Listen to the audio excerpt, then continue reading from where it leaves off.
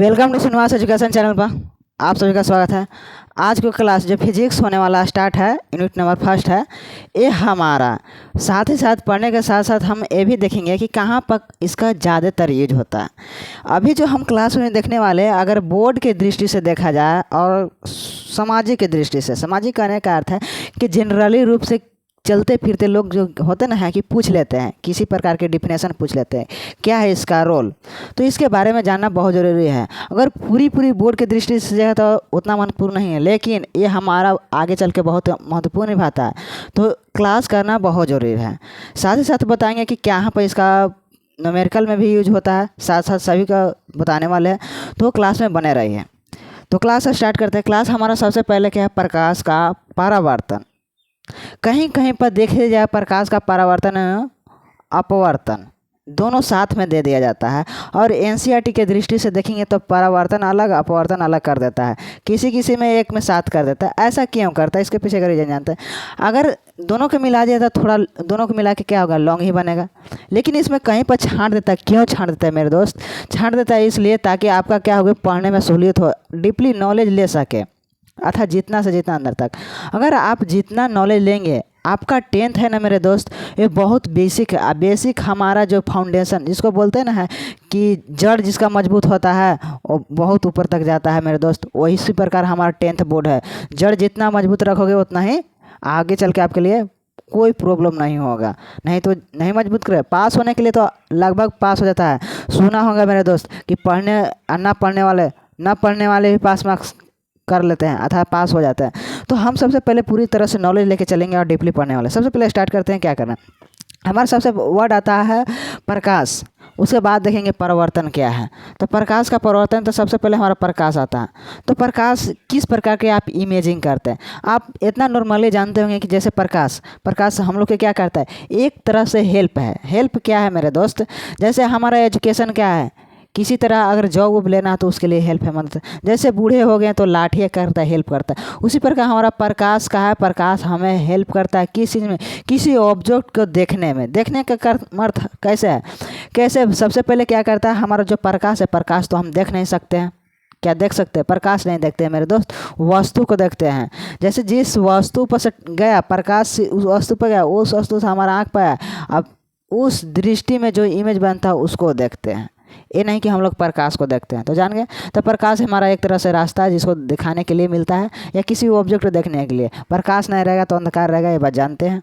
तो ठीक है, हम प्रकाश जान गए। हमारा परिवर्तन क्या होगा, परिवर्तन इसी में छिपा हुआ है मेरे दोस्त। जब किसी ऑब्जेक्ट, जैसे बोर्ड देख रहे हैं, तो बोर्ड क्या है, आके यहाँ पर लाइट जल रहा है, यहाँ पर लाइट जल के रिफ्लेक्स होकर आपके आँख तक जा रहा है, और फिर आपके आँख से इस पर आ रहा है, तो आपके क्या है, ये हमारा परिवर्तन हो रहा है। इसी के नाम, यहाँ से लाइट आया आपके आँख तक गया, तो क्या होगा, परिवर्तन हुआ, यहाँ से टकरा के परिवर्तन होगा। जिस प्रकार देखे होंगे बचपन में क्या होगा, शीशा के लेके ऐसे चमकाते चलेंगे, तो परिवर्तन हो रहा है वहाँ पर, उसी के नाम है परिवर्तन। अब प्रकाश समझ गए, प्रकाश हमारा एक हेल्प है, मदद देता है, तो उसी को क्या कहते हैं, प्रकाश बोलते हैं। अब परिवर्तन जान गए, रिफ्लेक्स होता है, वही प्रकाश आके टकराता है, तो उसी का परिवर्तन कहते हैं। ये हेडलाइनिंग से समझ गए। अब आते हैं इसके अंदर, लेकिन एक बात और देखेंगे मेरे दोस्त, प्रकाश एक कण से मिलकर बना होगा, लेकिन पीछे क्लास में देखेंगे तो प्रकाश कहता है नहीं तरंग है नहीं कण है।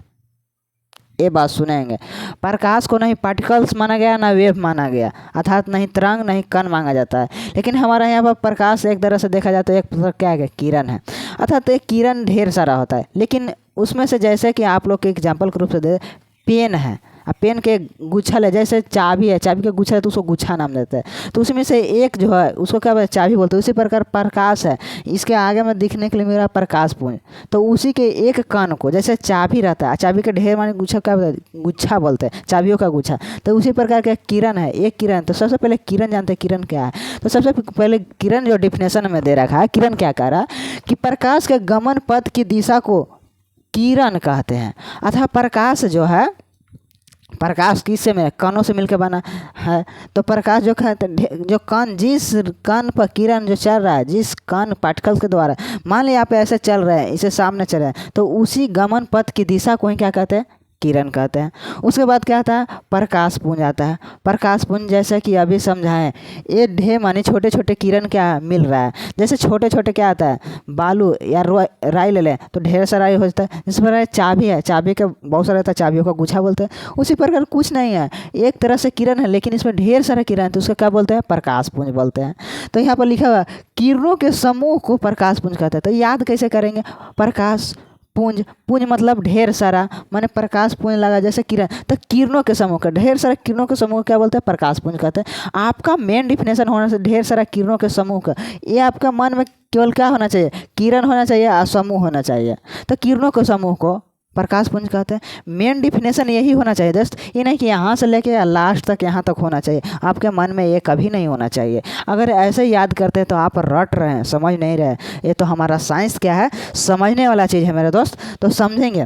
तो इसमें क्या है, प्रकाश क्या है, इमेजिंग करेंगे। प्रकाश क्या, सॉरी किरण क्या है, किरण क्या है, एक माध्यम में चलती है सीधी रेखा में। यहाँ पर क्या क्या है, प्रकाश के गमन पथ की दिशा को, दिशा इसलिए डिनोट किया गया, मतलब एक ही डायरेक्शन में, जिधर मन तिधर नहीं जा रहा है, एक ही दिशा में जा रहा है। उसी, अब दिशा कोई भी हो सकता है, इधर उधर किसी भी उधर एक डायरेक्शन में जा रहा है, तो उसे क्या करें, किरण कहते हैं। तो डिफिनेशन दिशा होना चाहिए और गमन पथ होना चाहिए, और उसमें क्या घूमेगा, प्रकाश ही जाएगा, तो इसलिए प्रकाश है। ठीक है, इस प्रकार के ध्यान में रखेंगे। उसके बाद आता है, क्या आता है, हमारा प्रकाश पुंज से ही मिलके कई बने। जैसे प्रकाश में आता है समानांतर, अभिसारी, अपसारी। ये हमारा प्रकाश पुंज के अंदर, प्रकाश पुंज 3 टाइप्स का होता है, ऐसे याद कर सकते हैं। प्रकाश पुंज कितने टाइप, 3 टाइप के, कौन कौन, समानांतर प्रकाश पुंज, अभिसारी प्रकाश पुंज और अपसारी प्रकाश पुंज। समानांतर प्रकाश पुंज में कुछ नहीं याद रखना है, कुछ नहीं मतलब क्या, समानांतर मतलब पैरेलल, पैरेलल मतलब जैसे कि एग्जाम्पल के रूप में दिखाना चाहता हूँ कि जैसे ये समानांतर हो गया। हम समानांतर का अर्थ जानते हैं, समानांतर माने कई गो हो सकता है, कभी यहाँ पर डबल देखेंगे, कभी तिरपल चौपल, कुछ भी हो सकता है। समानांतर का एग्जैक्ट पॉइंट हम जानने वाले हैं। एग्जैक्ट पॉइंट क्या होता है मेरे दोस्त, कि जैसे यहाँ पे एक पॉइंट है, एक पॉइंट यहाँ ले लें और एक पॉइंट यहाँ ले लें, एक पॉइंट यहाँ ले लें और एक पॉइंट यहाँ ले लें। यहाँ की दूरी मान लो कितना है, 5 सेंटीमीटर है, और यहाँ की दूरी 5 सेंटीमीटर होना चाहिए। हर एक पॉइंट से रेखा क्या बना था, पॉइंट से, बिंदुओं से, डॉट डॉट ऐसे करके बना हुआ रहता है, डॉट डॉट करके क्या होता है, एक लाइन बना रहता है। तो हर एक पॉइंट और दूसरे लाइन के पॉइंट के बीच की दूरी सेम होता है, उसी को समानांतर बोलते हैं। तो क्या बोलेंगे, समानांतर प्रकाश पुंज, जिस प्रकाश पुंज के सभी किरणें समांतर होती है, मतलब पैरेलल समांतर होती है, उसी को प्रकाश पुंज। ये नहीं कि ऐसे वाला को नहीं कहते, जैसे कि एक एग्जाम्पल के तौर पर यहाँ पर ऐसे गए, ऐसे चल गया, ऐसे गया, ऐसे चल गया, तो ये आपका क्या होगा, यहाँ पर समानांतर नहीं रहेगा, कम बेसी। जहाँ पर कम बेसी डिस्टेंस हो गया तो वो आपके समानांतर के अंतर्गत नहीं आएगा। तो इस बात को ध्यान रखें, समानांतर समझना बहुत ज़रूरी है। ये जो ये अभी हम एग्जाम्पल के तौर पर समझाएं, ताकि एक आगे चल क्या है ना, कि क्लास 10th में जब मैथ बनाएंगे तो ये आपका सबके 10th में नहीं, आगे चल के भी क्या होगा, 11th 12th में भी ये काम आता है। तो ये डिफिनेशन से ज़्यादा एक ग्राफ को समझना ज़रूरी है, समानांतर आखिर कहते हैं किसको। अब कहें कि ये तिरपल है, तो तीनों सब आपस में क्या होगा, समानांतर ही होगा। ये डबल वाला भी देखें समानांतर, तिरपल भी समानांतर में होता है, चौपल किसी भी हो सकता है, लेकिन दो के बीच के दूरी के क्या कहते हैं, समान रहे, उसे समानांतर कहते हैं। तो क्या कह रहा है, प्रकाश पुंज, तो जिस प्रकाश पुंज की सभी किरणें, यहाँ प्रकाश की सभी किरणें जाती है एक लाइन में, ठीक है, टॉर्च बार है, सभी जा रही है एक लाइन में, तो क्या समानांतर होती है, तभी को समानांतर पुंज कहते हैं। जब एक लाइन रो में जा रही है एक ऐसे किरणें, तो क्या समानांतर ही जाएगी, तो उसी को बोलते हैं समानांतर प्रकाश पुंज। ठीक है, अब आता है अभिसारी प्रकाश पुंज।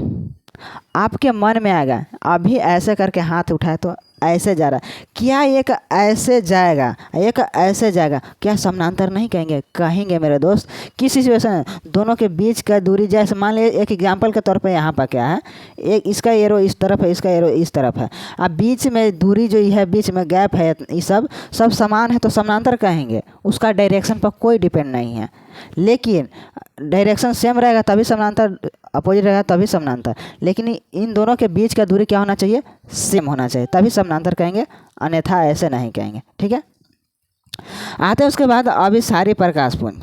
अभिसारी प्रकाश पुंज क्या है? डिफिनेशन में क्या कह रहा है? जिस प्रकाश की सभी किरणें एक बिंदु पर मिलती है अभिसारी कहते हैं।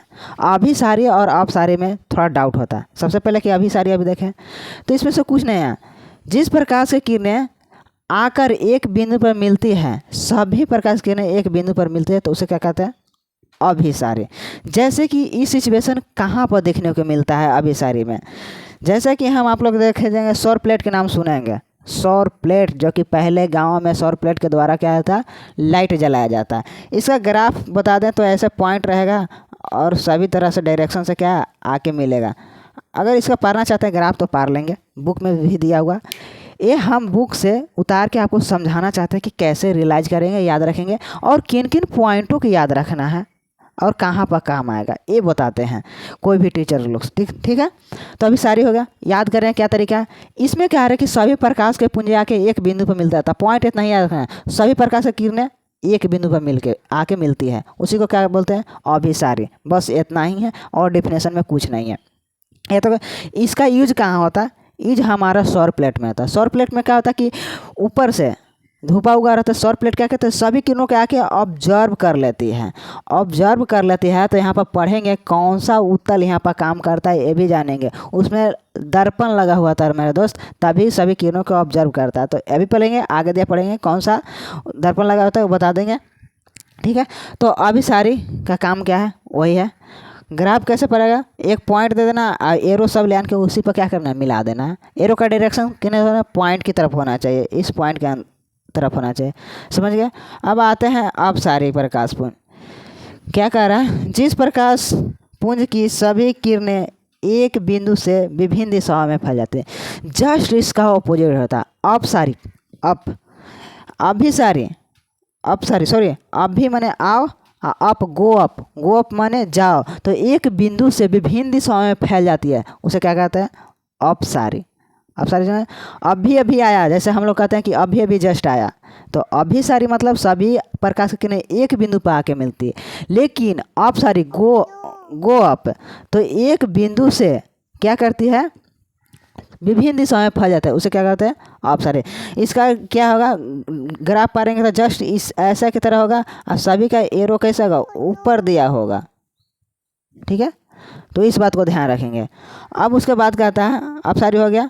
अब आता है आत्मदीप पदार्थ। तो वैसे पदार्थ जो स्वयं जलकर प्रकाश को उत्सर्जन करता है, मतलब कि निकालता है। उत्सर्जित करने का अर्थ है क्या है? प्रकाश को निकालना, उसी को क्या कहते हैं? आत्मदीप्त। आत्मदीप्त मतलब जो स्वयं अपने जलता है। एग्जाम्पल के तौर पर जाता है सूर्य, तारे। सूर्य क्या ऑटोमेटिक अपने आप जलते रहता है हमेशा, तो उसे क्या होगा? प्रकाश की किरणें क्या निकलती रहती है, उसी को स्वयं जल के अगर लाइट दे तो उसमें आत्म तो सेल्फ रिस्पेक्ट कैसे कहते हैं? सेल्फ डिपेंड है, मतलब खुद के ऊपर डिपेंड है। तो सनलाइट है कि क्या खुद के ऊपर डिपेंड है, उसी को क्या बोलते हैं? आत्मदीप्त प्रकाश सॉरी आत्मदीप्त पदार्थ बोलते हैं। एक तरह से कोई भी चीज़ हमारा देखा जाए पदार्थ में कैसे समझते हैं कि मैं पदार्थ है? ऑब्जेक्ट है पदार्थ में क्या? कोई भी ऑब्जेक्ट, कोई भी पदार्थ। जैसे हम भी एक तरह से देखा जाता है पदार्थ है। कैसे पदार्थ है मेरे दोस्त? कोई भी एलिमेंट्स कई सेल से बने हुए, तो ये हमारा सभी क्या है? पदार्थ आता है। ठीक है, पदार्थ के अंतर्गत सभी चीज़ आ जाता है। तो हम यहाँ पर आगे लिखेंगे आत्मदीप्त, आत्मदीप्त पदार्थ जो स्वयं प्रकाश को उत्सर्जित करता है। तो इस पर ध्यान देंगे और इसके आगे दिया देखते हैं।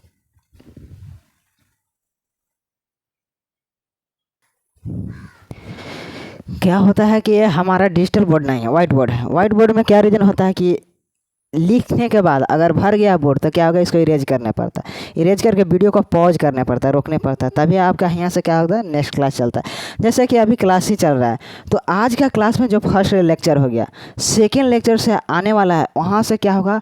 बहुत महत्वपूर्ण से देखना होगा। इसलिए कह रहे हैं मेरे दोस्त कि वहाँ से न्यूमेरिकल पूरा भर के हो जाता है। तो न्यूमेरिकल तो पूछता नहीं है बोर्ड में, ना के बराबर अभी तक नहीं पूछा है उतना, और न्यूमेरिकल नहीं पूछता है और नहीं पूछता है, लेकिन आगे चल कर बहुत काम रोल निभाता है न्यूमेरिकल को। वहाँ बेसिक जड़े है, जब तक नहीं जानते जब तक पता नहीं होगा। जैसे कि यहाँ तक देख लिए हैं, तो अभी हम लोग देख रहे थे ये हमारे जनरल नॉलेज के। जनरल नॉलेज मतलब कि कोई भी पूछ देता है छोटे मोटे डिफिनेशन। अगर 10th क्लास में बच्चा पढ़ता है, जैसे गया है अभी भी, तो क्या पूछता है? क्या चीज पढ़ाया है, पढ़ लिया है, तो जो पूछने वाला क्वेश्चन लायक होता है यही सब होता है और कुछ नहीं है। ठीक है, तो हम ये देख रहे थे, अब यहाँ तक देख लेते भाई। प्रकाशीय माध्यम, प्रकाशीय माध्यम एक तरह से देखा जैसे हम लोग आप लोग के बीच क्या है, माध्यम है। ये किस चीज़ का माध्यम है, हवा का माध्यम। तो प्रकाशीय माध्यम क्या है, प्रकाश जो ट्रेवल करता है तो एक माध्यम में ट्रेवल करता है, जानते हैं आप लोग बचपन में बताया। जैसे कि सूर्य और पृथ्वी के बीच के देखा जाए तो वैक्यूम है, माध्यम नहीं है। अगर अर्थ से बाहर चल जाए तो बोलते हैं कि तुम हवा में ऐसी टंग जाएगा, माध्यम नहीं है, माध्यम नहीं है। इसी कारण हम लोग के पास सूर्य एनी टाइम गर्जित रहता है। गर्जित रहने का अर्थ है विस्फोटक होता रहता है। जैसे गोली छोड़ देता है हमेशा पट पुट आवाज़ आता है, उस पर बहुत बड़ा विस्फोटक होता रहता है सूर्य के अंदर, हाइड्रोजन और हीलियम की वजह से। लेकिन साउंड बहुत उत्पन्न होता है, लेकिन माध्यम बीच में नहीं है। इसी कारण क्या होता है, वहाँ सुनाता नहीं है। पृथ्वी पर क्या होता है, सुनाता, उसका आवाज़ नहीं आता है। ठीक है, तो हमारे प्रकाश के लिए एक माध्यम यहाँ पर जरूरी नहीं भी है, नहीं है। बताते हैं कैसे नहीं है। जैसे सूर्य और पृथ्वी के बीच में माध्यम है, नहीं माध्यम है, फिर भी क्या है, आ रहा है। माध्यम एक होता है कि पार्टिकल्स के द्वारा, माध्यम हवा हुआ तो हवा नहीं है। ठीक है, यहाँ पर क्या करें, वह क्षेत्र जिसे होकर प्रकाश वस्तु से निकल कर आँख तक पहुँच जाते। जैसे हम अभी बताएं कि क्या होगा, सूर्य की आवाज़ नहीं है, साउंड के लिए मीडियम चाहिए, हवा चाहिए, लेकिन प्रकाश के लिए कोई मीडियम नहीं चाहिए। ये निर्वात में भी चलता है। ठीक है, इसके लिए कोई माध्यम की ज़रूरत नहीं। लेकिन यहाँ पर प्रकाशीय मतलब प्रकाश के लिए ही जिक्र किया जाता है। यहाँ पर प्रकाश की ही बात करेंगे। कह रहा है वह क्षेत्र जिससे होकर प्रकाश वस्तु से निकलकर आँख तक पहुँचती है उसे प्रकाशीय माध्यम कहते हैं। जैसे हम लोग क्या प्रकाश अभी बोर्ड देख रहे हैं, आपके माध्यम तक चल कहें कि इंटरनेट में माध्यम का, तो बोले मेरे दोस्त इसको माध्यम मतलब हवा की ज़रूरत नहीं पड़ती है, लेकिन ये माध्यम है ना, रास्ता है ना, इसको क्या होता है, इसी माध्यम के द्वारा जब आँख तक पहुँच रहे तो उसी को क्या होता है, प्रकाशीय माध्यम कहते हैं। ठीक है, प्रकाशीय माध्यम दो टाइप्स का होता है, समांगी होता है और विसंगांगी होता है। ठीक है, समांगी और विसंगांगी क्या कह रहा है, समांगी माध्यम प्रत्येक भाग में गुण एवं बनावट समान होते हैं। गुण और बनावट करने का अर्थ है मेरे दोस्त, यहीं से आपका माध्यम प्रकाश के लिए चेंज होता है। बताते हैं कैसे चेंज हो रहा है। बनावट जैसे कि हम लोग के बीच में कुछ नहीं अभी है, हवा केवल है, माध्यम एक है, मीडियम क्या है, एक हवा है। तो आपका क्या होगा, समान बनावट है, सभी का रेशियो लेंगे तो समान आएगा हवा से। ठीक है, पानी का देख ले, बिल्कुल खाली पानी में, तो पानी का भी मॉलिक्यूल्स देखेंगे तो समान है। लेकिन आपका कह दिया कि आप पानी में है, हम ऊपर है, बाहर है, तो यहाँ पर माध्यम चेंज हो रहा है। क्या हो रहा है, चेंज हो रहा है। तो इसीलिए हमारे एक समांग माध्यम है, एक विसंगांग माध्यम। जानेंगे समांग या विसंगांग में क्या डिफरेंट है। जैसे जानते हैं कि निर्वात में प्रकाश की चाल कितना है, 3 लाख किलोमीटर प्रति सेकेंड, या ऐसे याद आपके 3 × 10⁸ मीटर प्रति सेकेंड। उसी प्रकार क्या होता है, पानी में कितना होता है मेरे दोस्त, 2.25 × 10⁸ मीटर प्रति सेकेंड। कांच में क्या होता है, 2 × 10⁸ मीटर प्रति सेकेंड। इसको आगे चल के पढ़ेंगे क्योंकि इससे यहाँ से न्यूमेरिकल बनता है। लेकिन हम अभी बता दें, सभी माध्यम में प्रकाश की चाल क्या होगा, अलग अलग हो गया।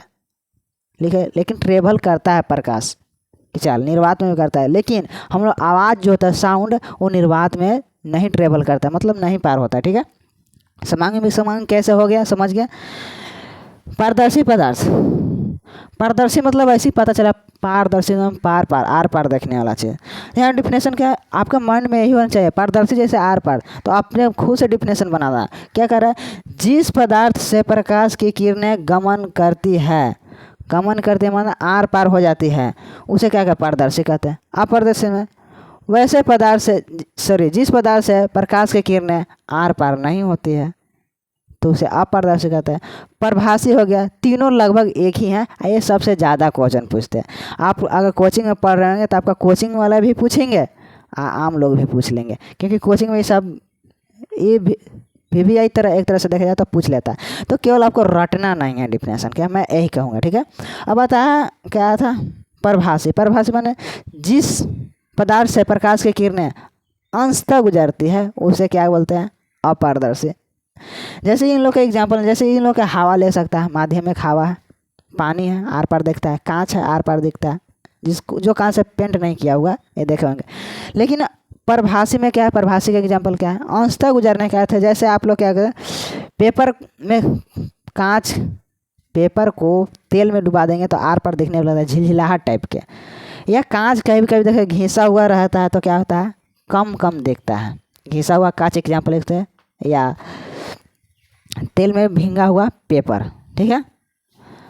उसके बाद हमारा एक छाया है। छाया के अगर आप लोग स्क्रीनशॉट लेना चाहते हो तो ले लीजिए, ताकि आपको लिखने में कोई बेनिफिट हो, कोई प्रॉब्लम ना हो।